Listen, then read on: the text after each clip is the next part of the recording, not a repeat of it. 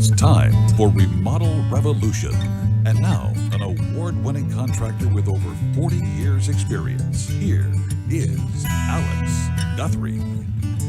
Welcome to another episode of Remodel Revolution. I'm your host, Alex Guthrie. We're coming to you live from the world headquarters of Remodel Revolution from deep in the heart of the great state of Texas. That would be Dallas, Texas, to be specific. This is the show where there's no politics, no sports, and no mean people.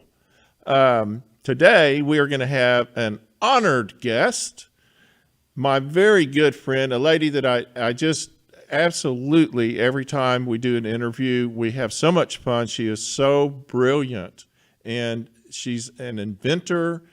She's an expert. She's sought out all over the country from magazines, TV, radio, and she is my friend, Caroline Blazowski, my healthy home expert. Good morning, Caroline. We can't hear Caroline.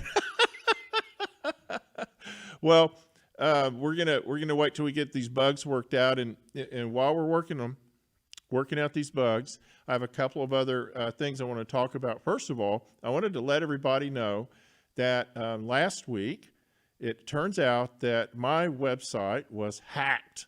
And not only was it hacked, it had 112 hacks. So somebody got hold of it and turned it into their personal advertising agency. So if you weren't able to get through, or if Google put up a big red screen that said, "This is a dangerous website, don't go there," it's really not dangerous. It wasn't my fault, but I got to pay to have it fixed. And you know, this is probably a problem because there's so many of us now that are doing everything virtually, and we're all on the internet a whole lot more.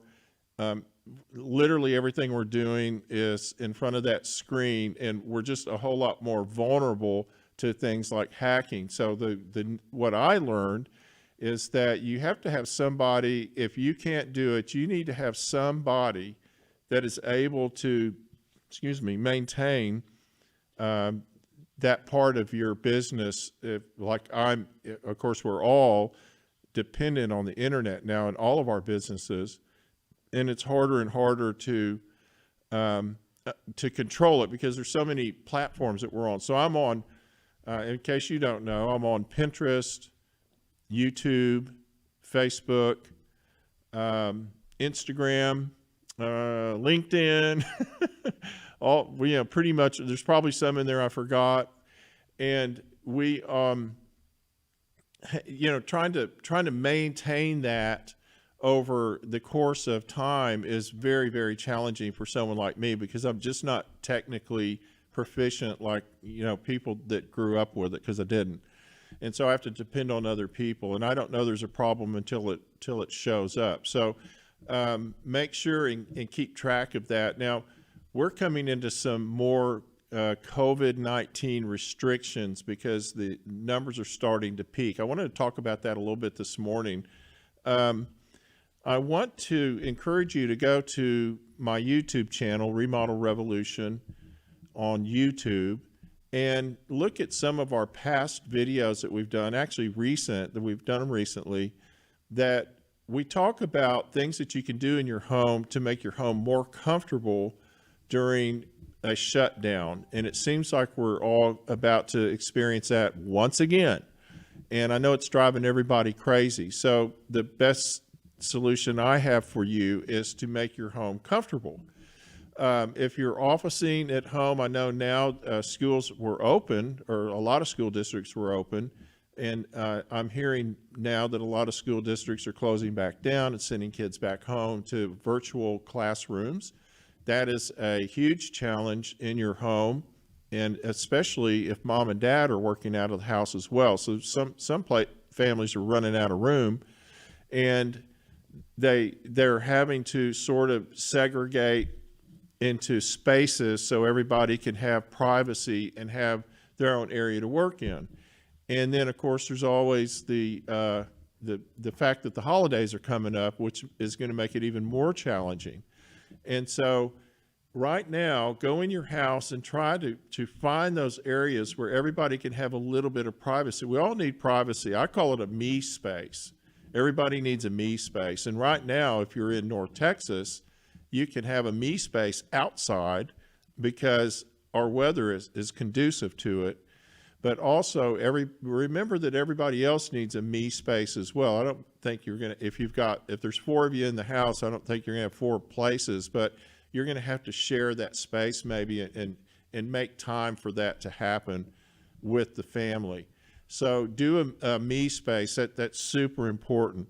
Also, don't forget your pets, because your pets are going to be under your feet. They're going to be needing your attention, wanting your attention. If you're officing at home, your pets are going to be barking at the mailman or the delivery person, because I don't think any of us are going to stores anymore. We're all having everything delivered.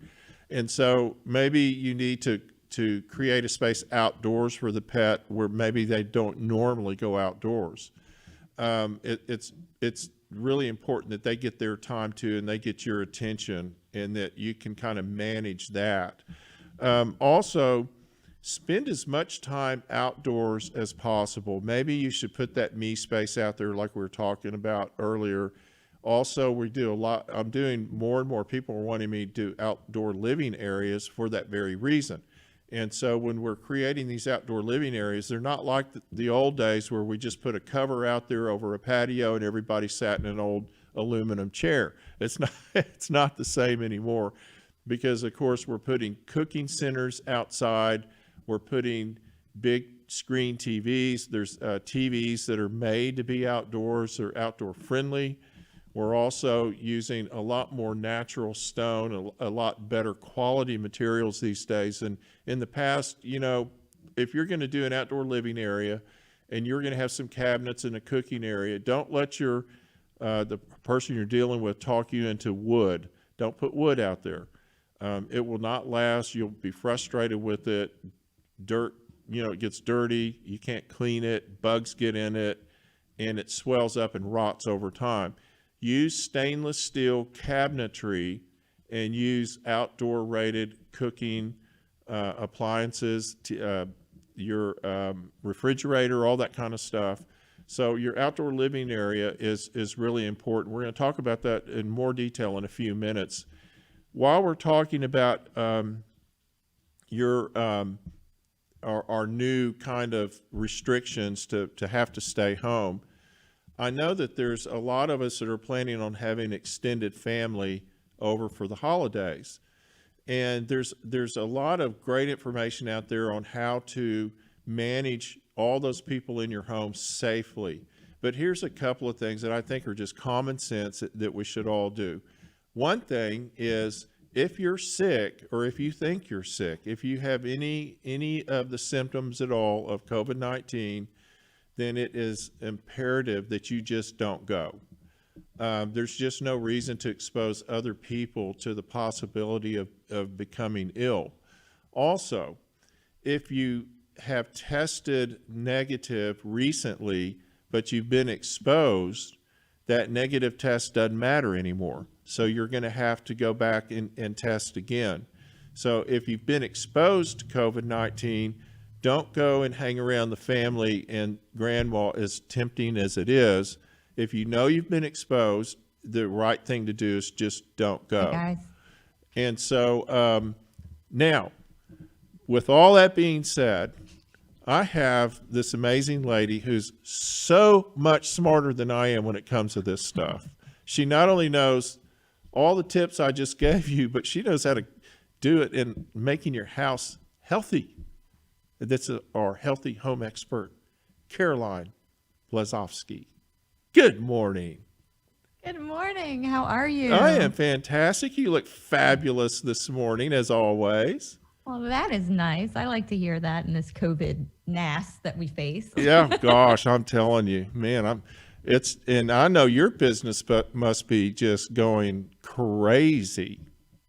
It's I never thought a pandemic would push indoor air quality to the forefront. So I've been doing this for many years, many moons, 20 years without dating myself. But this pandemic has just made everybody understand that our environments are so key to our health. You can exercise and you can eat well, but if you get an environmental factor that's not in your control, whether that's your building or a virus or bacteria or pollution, you can really get sick and not feel well. So I think this has pushed it, in the direction that I've been wanting it to go for a long time. So. Well, and we've been talking honestly, since we started tightening up houses back in, really, it probably started really getting serious in the 90s, but we talked about it a lot before then, but we didn't know what we were doing. Once we started tightening up houses and putting forced air in, and particularly down here in the warmer climates, we created an indoor environment that, we've had a couple of big issues in years past where we realized that people were getting sick from the air they were breathing because of the air conditioning. So why don't you give us a few minutes, talk to us about some of the things people need to be doing to control that. Okay. So, I think, when we're talking about COVID in general, we're talking about really fine particles, like something that's 1/10 of a micron. And I think it's important for people to understand. So your hair, if you took a piece of your hair, a single strand is 70 microns.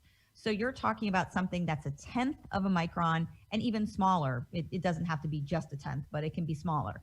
And these ultrafine particles get everywhere. And they're not just COVID, they're also pollution.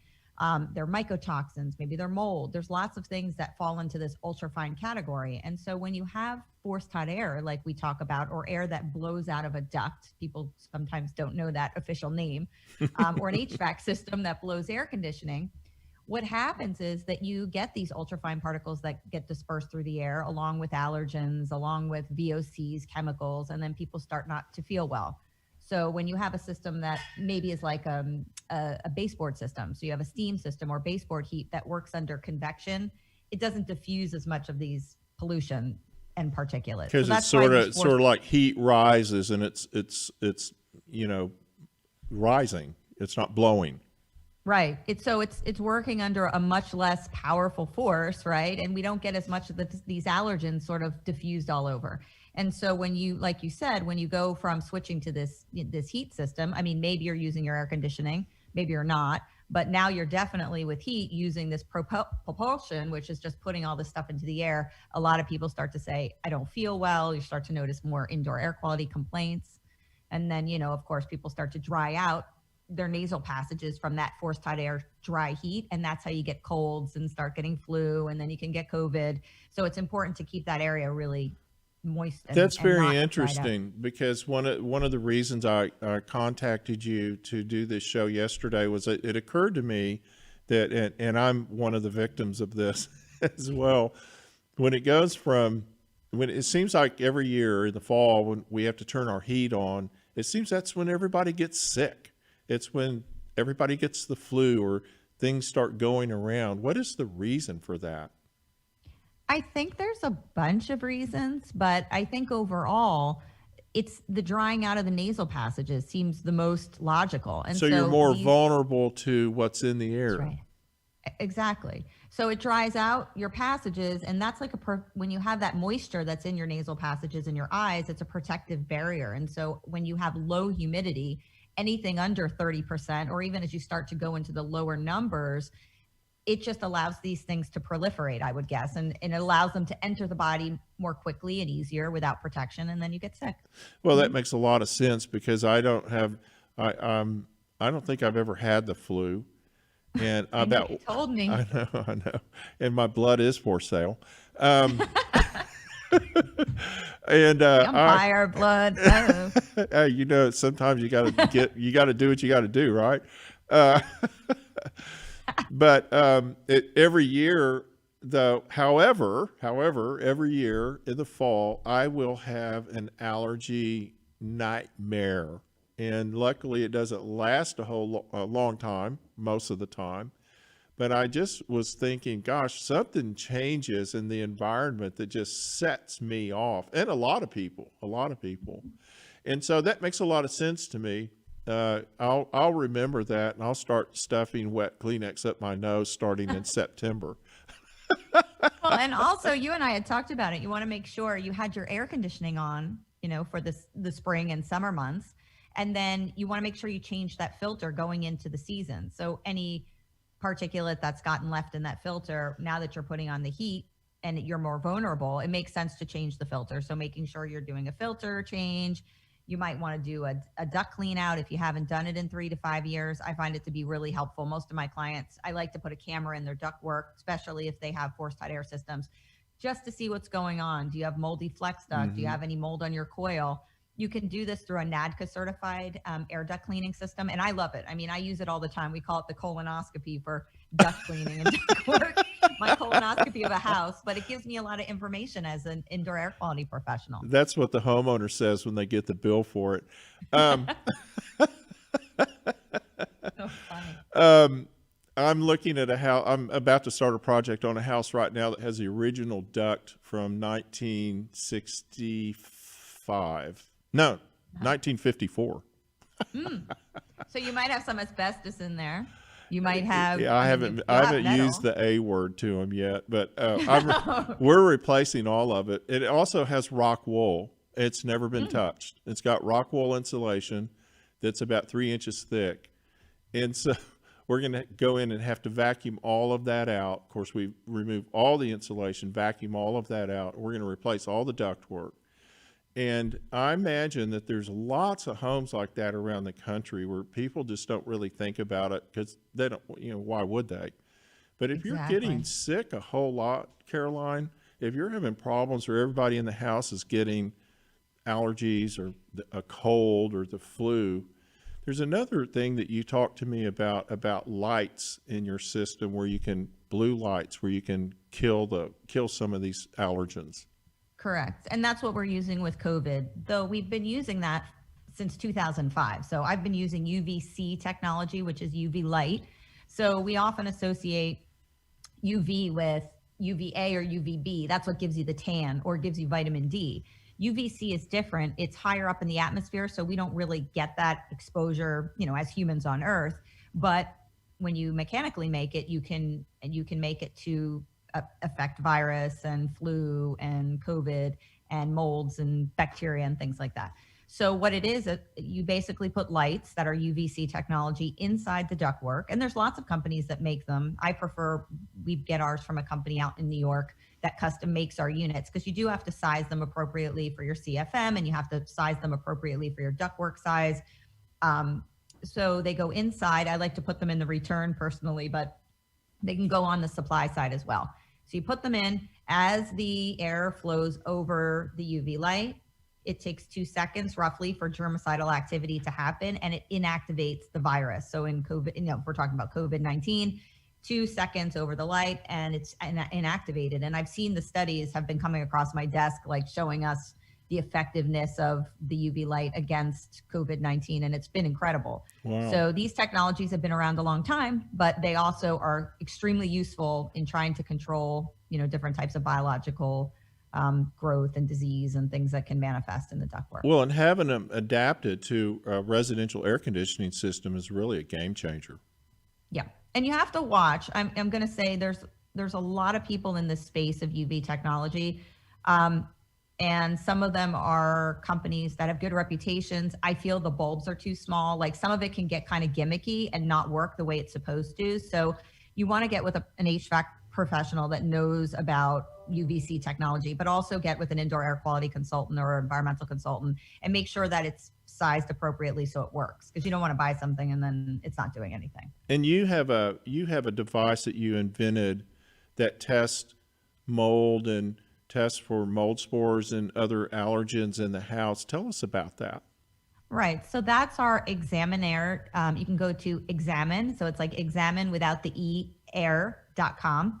And that's a home test kit that anybody can do to get a basic assessment of your house. You'll do a test on each level of the home. So say a basement, first floor, second floor. It's an air sample. You can do it. It comes with a pump and a cassette that comes back to our lab. And within 2 days, we have the results. We look at toxic mold, common dominant molds. We look at allergens. You can do a deep dive panel if you want to pay a little extra to look at fiberglass, cellulose, building materials, soot, ash, things that come down when you have your pressurization changes and you pull down, from your or get a negative pressure down your chimney. So we can look at all these great things that happen by a test. It's amazing. What are some of the more unusual things that you find in those tests that maybe people wouldn't expect in their home? That's a good thing.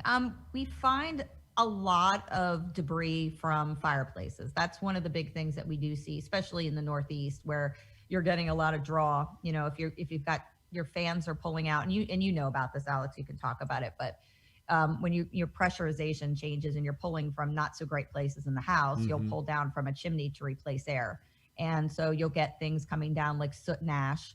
I've seen a lot of people have a lot of building materials left over, so they'll get a lot of debris and dust from sheetrock and drywall. If you have recessed cans in your ceiling and they haven't been sealed, every time, that's just a hole in your ceiling into the attic or whatever spaces it's in, and every time the house depressurizes, in other words, your return air is pulling air out of that room, then it actually is just sucking the air in from behind that light, right? And you can explain to people too, like a lot of people don't understand. It's very complex. Building science isn't easy, and I'm always learning as well. Yes. But most homeowners don't understand when you use a fan or you use a kitchen fan or a bathroom fan, you're pulling air out of the house. And I always tell people it's like a teeter-totter, a balance. So think about if you're pulling air out, you've got to replace that air. So where are you pulling it from? And we're building houses tighter. I mean, that is the huge challenge we've had. We're now building them tighter, we're insulating them better, our windows are tighter, our glass is better, all those things. And so we're having to add replacement air for fireplaces, replacement air for the vent fan over the stove, like you're talking about. And people don't realize it. And of course, what grandma would say was just crack the window, man. Have you ever seen, Alex, like what's the worst case scenario you've seen where people are pulling too much air? Like, so say someone goes to do a remodeling project and they don't understand this concept, right? So they go in and they're like, I'm going to put in an exhaust fan for my kitchen. I could do it myself.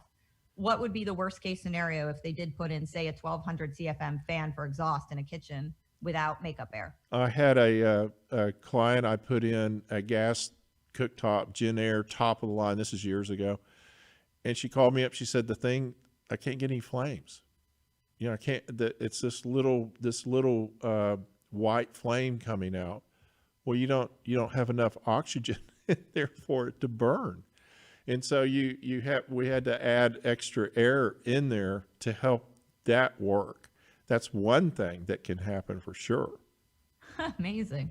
Yeah. So it's, people, and they do a lot of home improvement projects. I've got a lot of clients, and it's great that you're handy, you want to be, but there are some things that you really need to know about that you may not. And it's important to really check with a professional, or at least, call somebody up and say, look, I'm going to install this fan. I want to put 1200 CFM. I want to get rid of kitchen exhaust, which is great because we know if you don't get rid of kitchen exhaust, you can create literally a city of India with the pollution compared to your kitchen. And that's no joke. That's actually legitimate. That's legitimate science. So the particulate from cooking is equal to a very polluted city in India. I had no idea. I thought that was just my wife's cooking. Or mine. You mean that's normal? Well, you could, if you don't have enough, I can think of all kinds of things. One thing I would think, if someone comes in and says, I put this exhaust fan in and it's really loud, I'm going to probably say, let's make sure there's enough air getting through it because it's not drawing like it's supposed to. I can think that could be a problem. Well, that's good. Yeah. I don't know how much time we have, but we have all the time you want. I wanted to tell you a little story. So I went to a farm stand. It's going to sound completely just off the wall, but I went to a farm stand and I picked up some maple sausage. I never do that. Something I don't do. And cooked it in the house. At the same time, we were doing construction project and the contractors were there working and the contractors left. And for 3 weeks after, I had this maple syrup smell in my house. So automatically you assume that it's because I cooked. Well, we went down, we took the downdraft, you know, if you have we have a downdraft type of system versus an updraft. We have a downdraft system. We took that all apart. We thought it had gotten into the fan and gotten out into we have a long tube that runs out for exhaust. So we thought it was there. We ripped everything down and we still had this smell. So after 3 weeks of our house smelling like a barista in a pancake house, we're like, what could this be? And I start smelling around where we did construction. And I said, well, this is weird. Like, why are we smelling this smell? Well, sure enough, we come to find out that our insulation, I'm not going to say any companies, I'm not going to brand shame because I actually like them, but our fiberglass batting insulation hadn't cured at the factory properly. Wow. So when they got in and installed it, it was creating this maple syrup smell and it had to be removed. They said it wasn't going to get better and that we had to take it out. Oh my gosh. So was it already covered with sheetrock?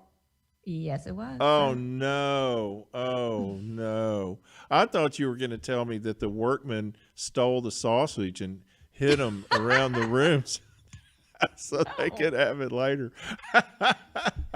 My house smelled like a barista, and the company that was responsible for it made good on it, and they're going to compensate us. But you know, these are the problems you get into when you're doing construction that, you know, unbeknownst to us, we could be the healthiest and most educated, and there's a product defect. So I think it's kind of interesting just to talk about that because, you know, I'm real particular about what we put in, but one of the products was bunk, you know. One of the issues we've had really over the last, 20, 25 years in construction is all the foreign materials that we're getting now. And we've had all sorts of issues with certain products made in foreign countries that don't meet our standards, or they fail, or, you know, delaminate, or they're made with formaldehyde in them. And that's a real biggie, and that's been changing fairly rapidly because of awareness. Are you finding that people are a lot more aware about things that they're putting in their home that have these chemicals that we never really thought about before? Definitely. And the product that we used was a American made, you know, quality, no formaldehyde product. But I think it was, you know, manufactured during COVID time. So what's interesting, the date on it was that it had come from the factory in August. And I think, you know, it's important to realize, and you know this from the building industry, we're having a lot of problems getting materials. Yes. There's a lot of back weight or back order on all of this stuff. And I think that just shows you it's affecting us in not only building, but yes, people are choosing much better products. I mean, they do consultations all the time. You know, what do you recommend for drywall? What do you recommend for spackle? What do you recommend for caulks and paints? And so, yes, absolutely. Well, and a lot of the builders are a lot more aware, where we, of course, we never were. But, you know, in the, excuse me, in the 70s and 80s, when we had a building boom leading up actually probably to the early 2000s, so maybe it was the 90s, they were introducing new products. They were artificial slate, artificial this, artificial that, fake stone, fake this, fake that, but it looks the same, you know. Well, you get it up there in it almost always took 5 to 7 years it would fail. It was just like, then they're calling me going, oh, we have this fake slate on our roof and it's like turning into powder.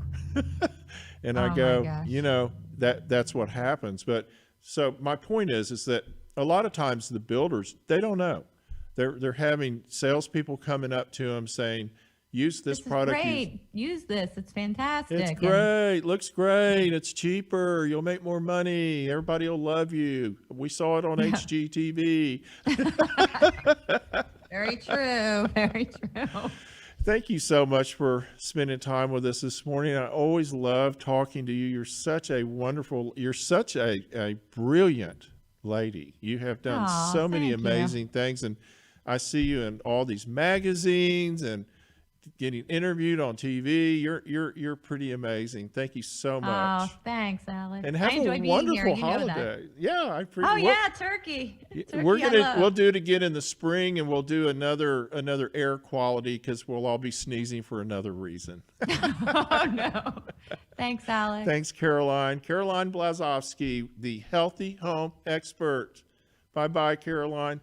We're going to take a quick break, and we'll be right back in 2 minutes. hardest working and arguably most important system in our homes is our air conditioning and heating system. It heats the air, it cools the air, and it filters the air. That's why it's so critical to have it checked and maintained by the very best professionals available. It's time to contact Total Air and Heat at totalair.com. Get that system pruned and tuned. If you want to have the very best experience, you've got to hire the very best company. Total Air's employees are honest, well-trained, and thoroughly background checked. I never have to worry about sending their technicians out to my clients' homes. Family owned and operated for 3 generations, Total Air and Heat has been a fixture in North Dallas for over 60 years. Total Air is a proud dealer of the Trane air conditioning systems, and you know how hard it is to stop a Trane, so give them a call at 972-881-0020. That's 972-881-0020, or contact them at totalair.com today.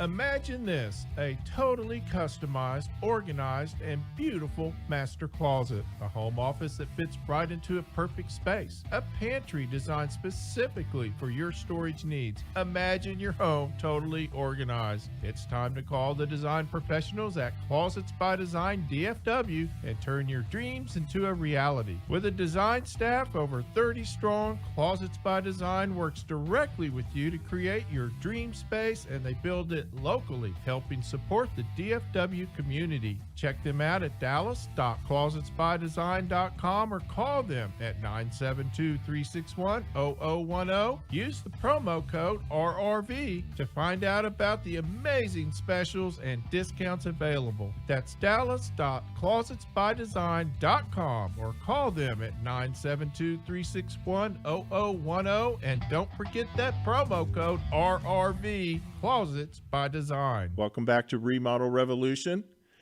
Today, I got a call from a friend of mine who is having foundation problems.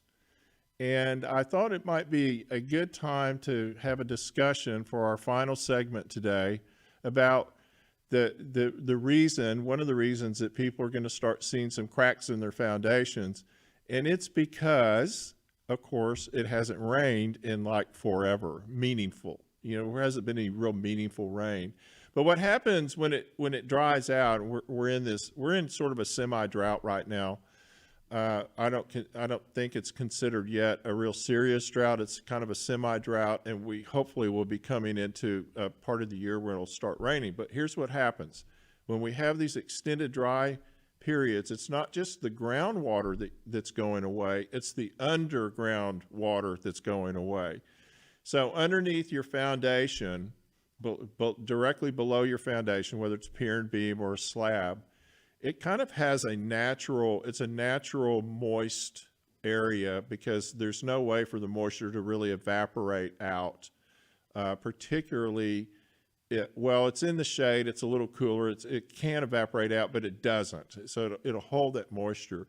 But what happens in an extended dry period is everything around the foundation is drawing the moisture out from under the foundation.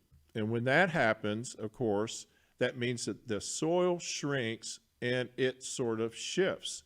And it'll make your foundation drop, sometimes just, a micro drop, maybe not even a micro, a little more than a micro, let's say a 1/4 inch or 1/2 inch, that it'll just kind of settle down because everything supporting it is settling down and compacting. And the only way that's going to change is when we have some rains come back and they reintroduce that moisture into the soil that's underneath the foundation. And it's got to be everything around it as well, because it all sort of ends up, the plants, let's say you have plants around your house, the roots will actually migrate under your house to find that moist soil when it's dry outside. So there's all these things sucking that moisture out from under your house, and eventually you start seeing the problems in your house. So you might see some doors getting sticky. You might see a couple little cracks around the corners of the doors or the windows. Well, this is something that you really needed to be attending to this really all summer. But if you haven't been right now, it's a good time to start trying to catch up. So what you need to do is put a soaker hose around your house and start reintroducing some moisture. Now, remember, you can't do it all at once. It's a gradual thing that has to be done over a period of time. So put the soaker hose around the house, make sure your sprinklers are running and your yard is staying, hydrated. Although I'm going to tell you that your sprinklers are usually not a good source to keep your soil moist for your foundation. And the reason for that is because they're really designed to just keep the very top layer of moisture where the roots of the plants are moist. It's not really made to penetrate down. It shouldn't be penetrating down or you're watering too much. So make sure that you get a soaker hose around and you do a daily routine, maybe 15, 20 minutes a day. You could start out going twice a day. Do that for maybe a week or two. And if you see that foundation starting to pull back, those cracks are closing up, that door's not sticking quite as much, then you want to reduce that down to one time, maybe 15 minutes every other day. You want to reach a point where you have a moisture level that you can just are maintaining. You're not trying to change it any. Now, you can, I'll tell you what happens when it rains. When it rains really hard, really fast, and this time of year, that's a lot of what we get, it'll run off. It doesn't get down deep enough to help. This takes a soaking, slow rain over a long period of time, or maybe a series of rain events to get that soil back where we want it to be. So don't think you're going to be able to solve this overnight. So check your foundation and make sure that if you have plantings around your foundation, that moisture that you're introducing into the soil is, it can help your foundation, but it isn't going to cure it. So just keep that in mind. I have a lot of people tell me, well, I've got this great sprinkler system. My grass is always green. How come my foundation is moving? That's not really what the sprinklers are designed for, and they usually that won't help. So check your foundations. If you have any issues, if you think that the sorry, that was my phone. If you think that the foundation's moving and you need a professional, I recommend Hargrave Foundation in Dallas. They're Hargrave and Hargrave. Randy Hargrave is who you need to ask for. They're fantastic people to do a great job for you. Give them a call. And that's our show today. So we're a little bit short today, but that's okay. I've enjoyed being here. Check out our YouTube channel, Remodel Revolution on YouTube. Remodel Revolution Radio, it might be, but Remodel Revolution will get you there. Check out, of course, our Facebook, Remodel Revolution on Facebook. Like us. We really appreciate it. Send me your comments, alex@remodelrev.com. Any questions you have, any shows you want to see. If you're having problems with your house and you want me to get an expert on here, just send me a note and let me know, and I'll be happy to do it. I kind of know a whole lot of people around town. Also, we're on Instagram at Remodel Revolution and Pinterest and LinkedIn. So we're kind of everywhere a little bit. So don't miss us. Check us out. Have a fantastic Thanksgiving. We will have a show next week. It's going to be a lot of fun. I interviewed a lady that does turkeys, and it's a smokehouse. I interviewed them yesterday. We're going to run that next week. It's going to be a lot of fun. So have a fantastic Thanksgiving. And this is Alex Guthrie checking out.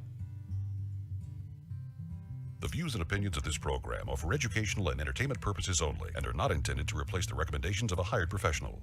You can catch Remodel Revolution anytime. Follow the show on the website, remodelrevolutionradio.com, or on social media, Facebook, Instagram, and Pinterest using the handle @Remodel Revolution Radio. You can always listen to the show on iTunes, Spotify, Google Play, and TuneIn, and watch the show anytime on YouTube.